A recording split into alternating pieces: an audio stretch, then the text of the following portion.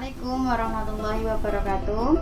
Kali ini saya akan menjelaskan materi tentang perbedaan teks laporan hasil observasi dan teks deskripsi. Teks laporan hasil observasi bertujuan untuk melaporkan hasil pengamatan secara objektif dan sistematis. Tujuannya apa? Untuk memecahkan masalah ataupun sebuah teori. Kita garis bawahi di sana ada kata objektif dan sistematis. Jadi itu patokan untuk laporan hasil observasi. Objektif maksudnya adalah pengamatan sesuai dengan fakta, sesuai kenyataan di sana, sesuai kenyataan objek yang diamati. Sedangkan sistematis yaitu sudah sesuai dengan aturannya atau sudah ada strukturnya. Sedangkan teks deskripsi adalah teks yang menggambarkan kepada pendengar maupun pembaca tentang suatu benda atau hal yang dituliskan di dalam teks. Jadi dapat ditarik kesimpulan bahwa teks LHO ini adalah tentang pemaparan yang umum dan dilaporkan secara sistematis atau sesuai dengan strukturnya.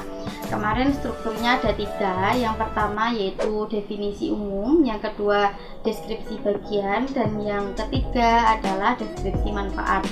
Sedangkan di teks deskripsi itu adalah bentuk umumnya saja, definisinya saja.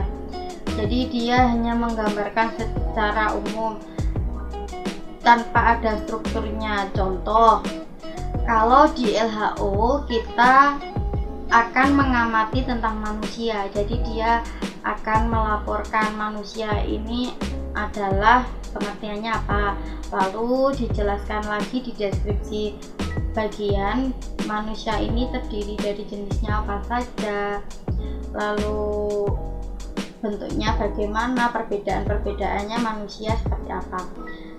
Sedangkan di deskripsi atau di teks deskripsi itu langsung menunjuk satu manusia, misalnya saya. Nah, kalian akan mengamati saya seperti itu, atau langsung menunjuk satu nama. Itu. Jadi ada perbedaannya antara LHO dan teks deskripsi. Nah, di sini ada struktur dari teks deskripsi dan teks LHO. Di teks deskripsi yang pertama adalah identifikasi, yang kedua klasifikasi, dan yang ketiga deskripsi bagian. Sudah saya jelaskan bahwa di tes deskripsi itu nanti akan mengamati satu orang saja atau mengamati benda khusus. Jadi sudah dikhususkan, misalnya kalau boneka ya boneka teddy bear seperti itu. Kalau manusia ya langsung akan menyebutkan namanya siapa. Sedangkan kalau di teks LHO atau laporan hasil observasi itu ada 3 strukturnya. Yang pertama definisi umum, deskripsi bagian, dan deskripsi manfaat. Sudah dijelaskan di video yang kemarin bahwa definisi umum menggambarkan secara umum atau pengertian dari benda itu atau hal yang kalian amati. Yang kedua di deskripsi bagian nanti akan dijelaskan klasifikasinya atau dijelaskan tentang bentuknya atau jenisnya dan sebagainya. Dan yang di deskripsi bagian adalah tentang manfaat dari hal tersebut atau manfaat dari benda tersebut yang kalian amati. Jadi di deskripsi manfaat nanti itu haknya penulis. Jadi penulis mau membuat seperti apa terserah penulis. Jadi tidak bergantung dari pengamatan yang dilakukan di sana. Ciri-ciri teks laporan hasil observasi yang pertama yaitu objektif, global, dan universal. Jadi objektif, pengamatan yang kalian lakukan harus sesuai kenyataan, harus sesuai dengan fakta di lapangan. Ciri yang kedua yaitu objek yang diamati adalah objek tunggal, yaitu maksudnya di sini objeknya tidak boleh bercabang. Misal kalian akan mengamati sebuah boneka. Boneka ini kan adalah mainan ya.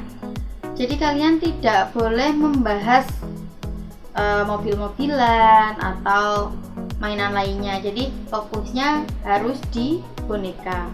Ciri yang ketiga yaitu ditulis secara lengkap dan sempurna. Maksudnya adalah penulisan dari teks laporan hasil observasi harus sempurna, harus dimulai dari pengertian sampai dengan manfaat dari objek yang diamati.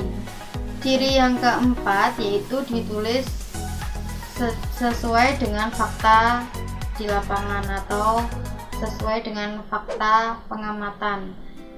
Jadi misalnya mulai dari jenisnya, mulai dari bentuknya bagaimana, disebutkan di dalam teks laporan hasil observasi. Jadi hasil laporan observasi tersebut merupakan karya dari penulis sendiri dan sudah terbukti kebenarannya. Ciri yang keenam atau yang terakhir yaitu saling berkesinambungan. Jadi ada hubungan antara definisi umum, deskripsi bagian, dan deskripsi manfaat saling berhubungan, saling berkesinambungan. Materi hari ini cukup sampai di sini dan akan kita lanjutkan ke materi berikutnya di video selanjutnya. Terima kasih banyak. Wassalamualaikum warahmatullahi wabarakatuh.